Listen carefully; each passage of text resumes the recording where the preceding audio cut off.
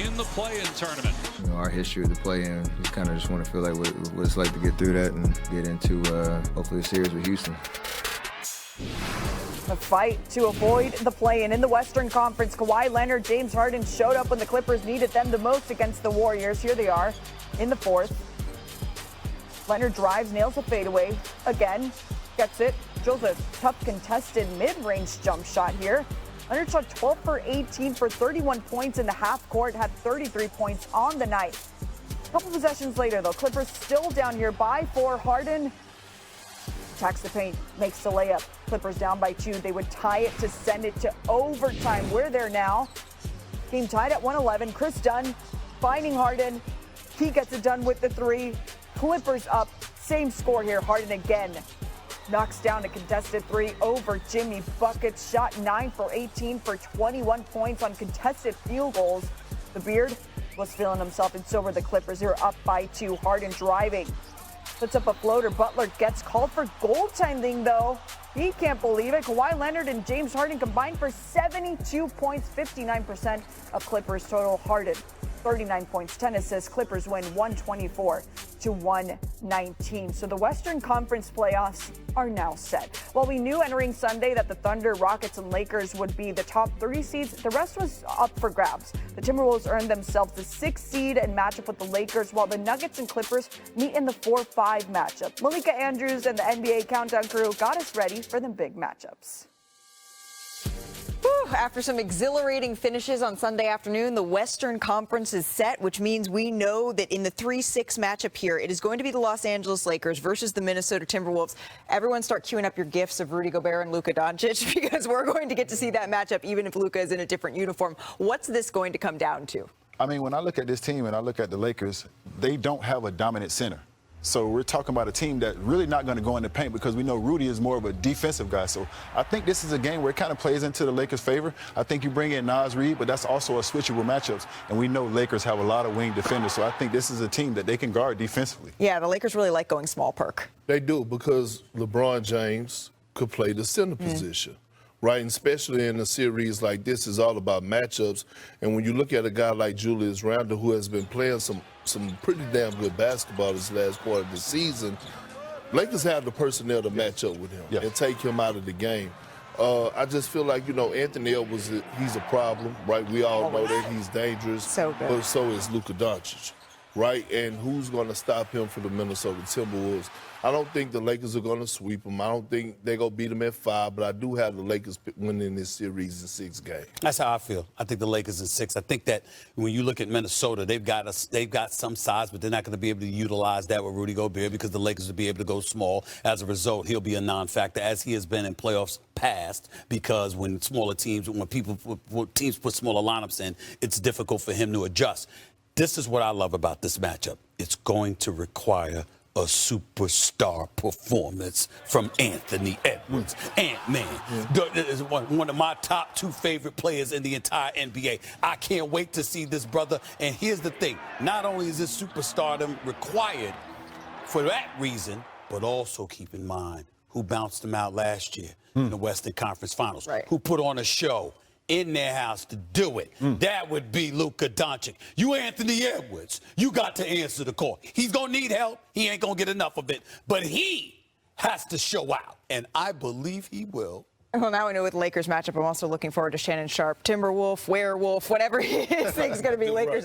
Yeah, exactly. I'm very much looking forward to whatever that's going to be. The other thing that we know now is that the Golden State Warriors, Stephen A., they are in the play-in. They are 0-3 in play-in games. This time they're taking on here the Memphis Grizzlies. What are you going to be watching most closely? No, I think that Memphis Grizzlies will fall, because I think Golden State will know how to make shots and Memphis will not. That's my belief. No disrespect to them. I just don't think they're the shooters that Golden State is. But also, again, Draymond Green, you made a guarantee.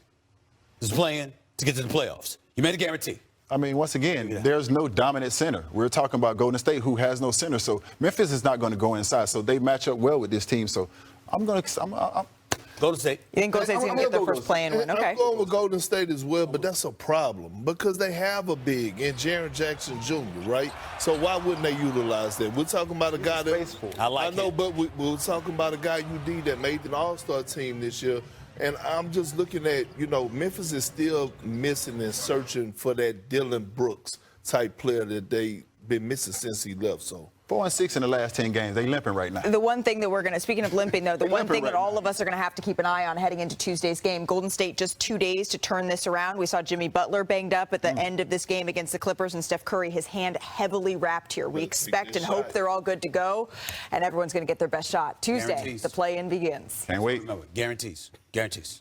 Remember. We have the NBA regular season and a lot to be determined on Sunday. Clippers and Warriors in San Francisco with a multitude of ramifications on the line. There's Kawhi and Steph. Clips lead the season series 3-zip. Under 4 to go. Warriors down 3. Steph's been dealing with a thumb injury, but he heats up late. Knocks that down, ties it at 103. Clippers then down 3. Kawhi. Contested by Draymond, no contest. Leonard had 33. Clippers within 1. Curry comes right back. Another triple. He led the NBA in threes made per game this season. Warriors by 4, but here comes the beard. James Harden putting it on the deck and getting to the rim. Clippers down by 2. A minute left in regulation. Chris Dunn to Ivica Zubac, who's been exceptional lately. He had 22 and 17. 15 straight double-doubles were tied. And then Kawhi, last seconds for the win. No, not really close. We go overtime, tied at 111. In OT, Clippers by 3. Harden played 48 minutes over Jimmy Butler III. Harden, a game-high 39. Clippers by 6. Curry, not done. Comes peeling off the screen, knocks down another 3. He had 36. Warriors down 2. Then Harden throwing up the floater. Jimmy got it, but they called goaltending. They would review it and confirm. Yeah, it's goaltending. Clippers up by 4. Under a minute to go. Draymond finds Butler inside. Jimmy had 30. Clips would challenge the and 1. The foul call would actually be overturned. So Warriors still down 2. Next Clippers possession. Butler goes to contest Leonard's shot. Gets called for a travel. Leonard does, but Butler's shaken up. Kind of looks like need a knee or need a quad. Butler would stay in the game. Later says he'll be okay, but a little giddy up, a little hitch in the giddy up. And then 6 seconds left. Warriors down 3. Buddy Hield for the tie, and it won't go. Clippers win. First time there were 4 30-point scorers in the game on the last day of the regular season. Clips get the 5 seed. They'll play Denver. Warriors face the Grizzlies in the play-in. All right, how about the Timberwolves hosting the Jazz? Anthony Edwards active Sunday after his 18th technical foul Friday was rescinded by the NBA. Timberwolves up by 1. Nickeil Alexander-Walker swipes it, finds Anthony Edwards right away. Ant-Man putting on the cape, takes it in for the slam. Timberwolves again on the break. Naz Reid passes it down court to Edwards. Edwards finding Reid again, flying in for the jam. Timberwolves up by 9. Edwards to Julius Randle. Randle kicks it back out to Edwards. He cans the triple. Edwards again. Triple, triple, triple night. Why not? Another one for him. 90-77 for the T-Wolves to end the third. We're in the fourth now. Alexander Walker again swings it to Edwards in the corner. Step back 3 plus the foul. He was really on one. Timberwolves up 113-95 after the made free throw. He was feeling himself. We'll tell you about his threes here in a second because the Timberwolves still up. Alexander Walker kicks to Edwards on the wing. Another triple. With that 3, Edwards passes Malik Beasley for most threes in the NBA season with 320. T-Wolves win 116-105, clinching a playoff spot. And with that, the Western Conference playoffs are now set. While we knew entering Sunday that the Thunder, Rockets, and Lakers would be the top 3 seeds, the rest was all up for grabs. The Timberwolves earned themselves the 6th seed and match up with the Lakers, while the Nuggets and Clippers meet in the 4th. This is as quickly and easily as Malik Beasley and Giannis Antetokounmpo. Pistons and Bucks. There was some lingering beef between the two, which had been simmering since Friday night. Check it out in Detroit. Giannis blocks Beasley, who was his teammate last season, by the way, and then shimmies over him. Now, that's Beasley's move, the shimmy, and tries to help him up, and Beasley's like, no, that's not cool. I'm not doing that. I'm not having it. Kind of funny. And then at the end of the game, Giannis extends his hand. No, get that away from me. We're done here, people. So he just walks away. They're jawing at each other. Ref has to get in the middle of the whole thing. It wasn't great. And then Beasley posted this. Let someone stand over you, hit your ish, and then try to help me up. In what world would you let that slide in? I don't care how goofy he is, LOL. Okay, LOL indeed. lol. However, the former teammates, look at, they're all happy, they're hugging, they're laughing, they're very much in love, frankly. Bucks won the game if you're interested in that kind of stuff. So the Bucks enter the playoffs at an 8-game win streak. They'll take on the Pacers in the first round. Pacers have been really good. Milwaukee 0-3 all-time against Indiana in the postseason. The other first-round matchup is Knicks-Pistons in the East. This is the first time those two have met in the playoffs since 1992, also in the first round that year.